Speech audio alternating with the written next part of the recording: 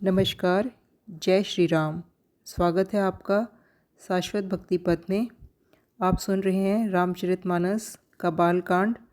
Video series के इस अंक में आप सुनेंगे बालकांड के दोहा संख्या 120 से दोहा संख्या 130 तक का अर्थ सरल भाषा हिंदी में। कृपा निधान शिव जी मन में बहुत प्रसन्न हुए और बहुत प्रकार से पार्वती की बड़ाई करते हुए कहते हैं कि हे पार्वती, निर्मल रामचरितमानस की वह मंगलमयी कथा सुनो जिसे काकभुषुंडी जी ने विस्तार से कहा और पक्षियों के राजा गरुड़ जी ने सुना था। वह श्रेष्ठ संवाद जिस प्रकार हुआ वह मैं आगे कहता हूँ। अभी तुम श्री रामचंद्र जी के अवतार का परम सुंदर और पवित्र चरित्र सुनो। श्री हरि के गुण, नाम, कथा और रूप अपार, असीम और अनगिनत हैं।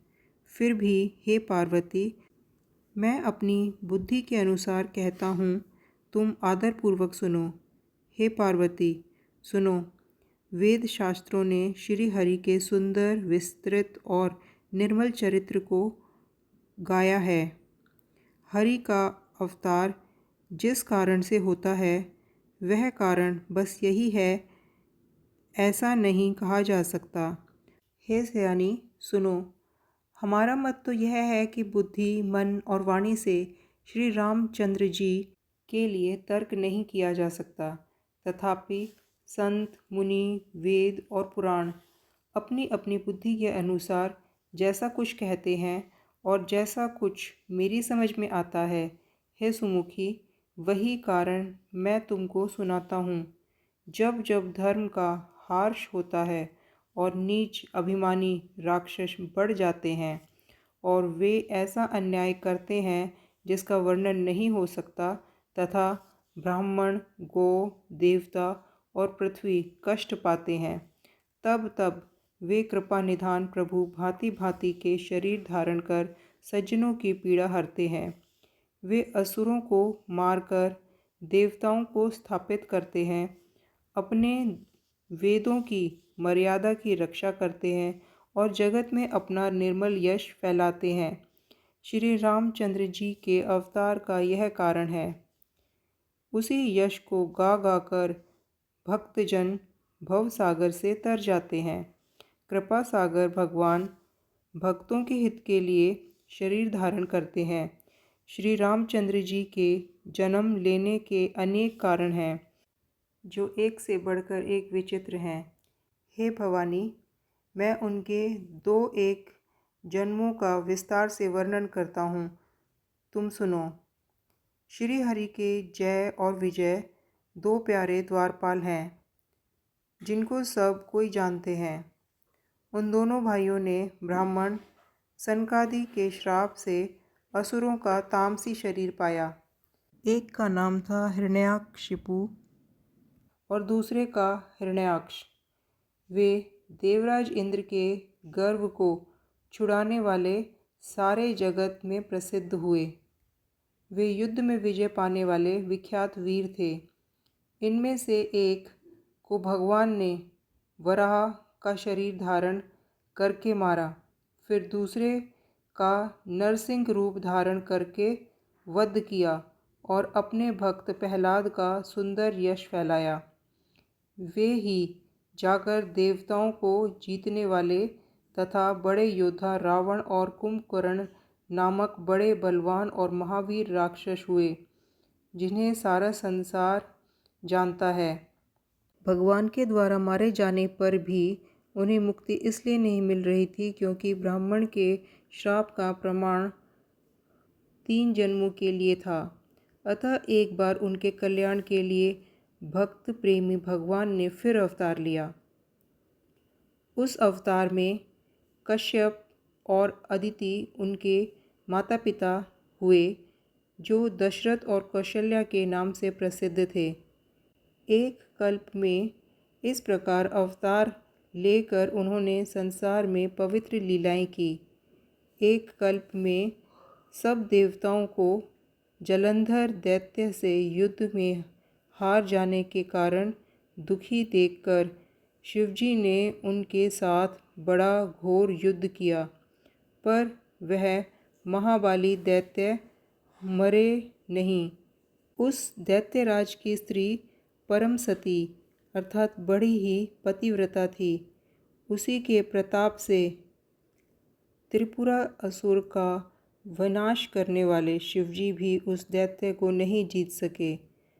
प्रभु ने छल से उस स्त्री का व्रत भंग कर देवताओं का काम किया। जब उस स्त्री ने यह भेद जाना, तब उसने क्रोध करके भगवान को श्राप दिया। लीलाओं के भंडार कृपालु हरि ने उस स्त्री के श्राप को स्वीकार किया।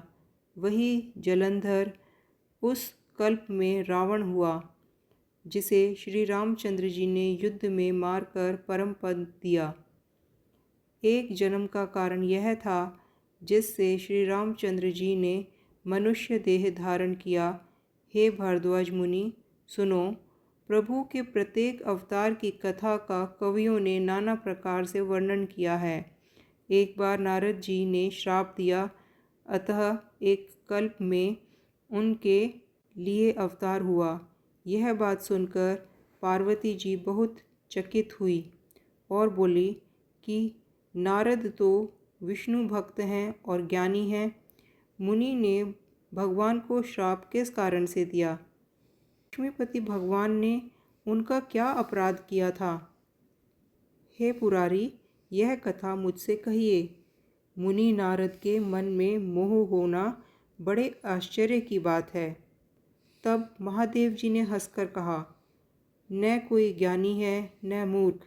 श्री रघुनाथ जी जब जिसको जैसा करते हैं वह उसी क्षण वैसा ही हो जाता है। याज्ञवल्क्य जी कहते हैं, हे भारद्वाज, मैं श्री रामचंद्र जी के गुणों की कथा कहता हूँ, तुम आदर से सुनो। तुलसीदास जी कहते हैं, मान और मद को छोड़कर आवागमन का नाश करने वाले रघुनाथ जी को भजो। हिमालय पर्वत में एक बड़ी पवित्र गुफा थी। उसके समीप ही सुंदर गंगा जी बहती थी। वह परम पवित्र सुंदर आश्रम देखने पर नारद जी के मन को बहुत ही सुहावना लगा। पर्वत, नदी और वन के विभागों को देखकर नारद जी का लक्ष्मीकांत भगवान के चरणों में प्रेम हो गया। भगवान का स्मरण करते ही उन नारद मुनि के श्राप की, जो श्राप उन्हें दक्ष प्रजापति ने दिया था और जिसके कारण वे एक स्थान पर नहीं ठहर सकते और मन के स्वाभाविक ही निर्मल होने से उनकी समाधि लग गई। नारद मुनि की स्थिति देखकर देवराज इंद्र डर गए। उसने कामदेव को बुलाकर उनका आदर सत्कार किया और कहा कि मेरे हित के लिए तुम अपने सहायकों सहित जाओ और नारद की समाधि भंग कर दो। यह सुनकर कामदेव मन में प्रसन्न होकर चल पड़े। इंद्र के मन में यह डर हुआ कि देव ऋषि नारद मेरी पूरी अमरावती का निवास चाहते हैं और जग में जो कामी और लोभी होते हैं वे कुटिल कोए की तरह सबसे डरते हैं।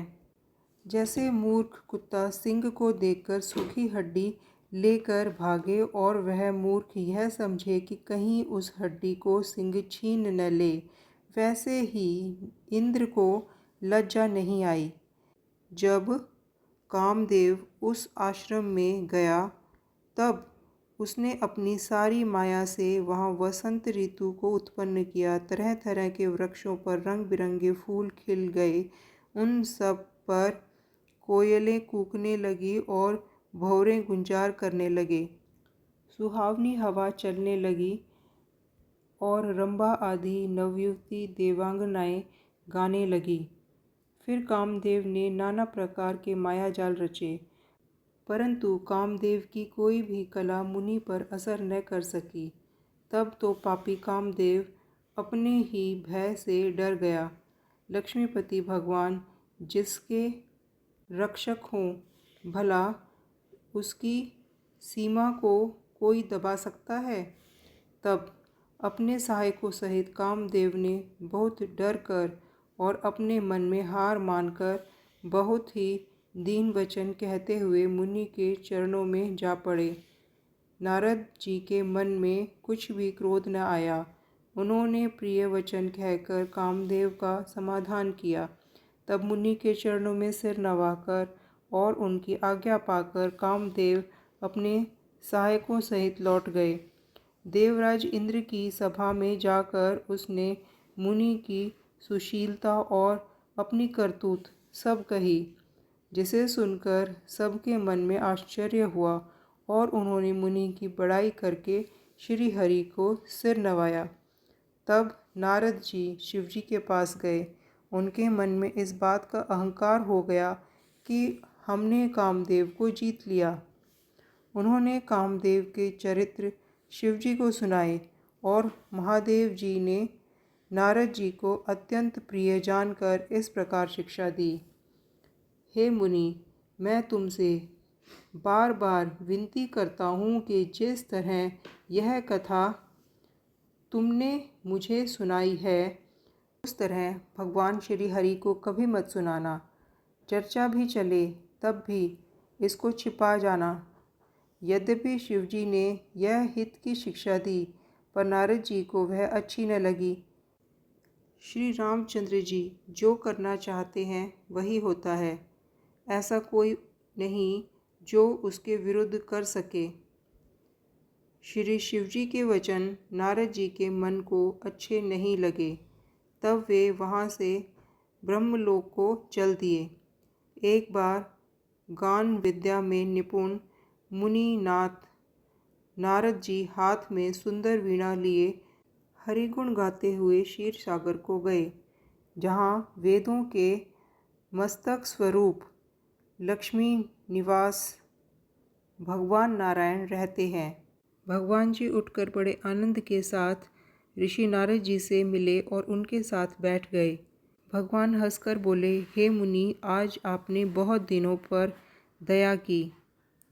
यद्यपि श्री शिवजी ने उन्हें पहले से ही यह समझा दिया था कि नारद जी कामदेव का चरित्र भगवान को ना सुनाएं, लेकिन फिर भी नारद जी ने कामदेव का सारा चरित्र भगवान को कह सुनाया।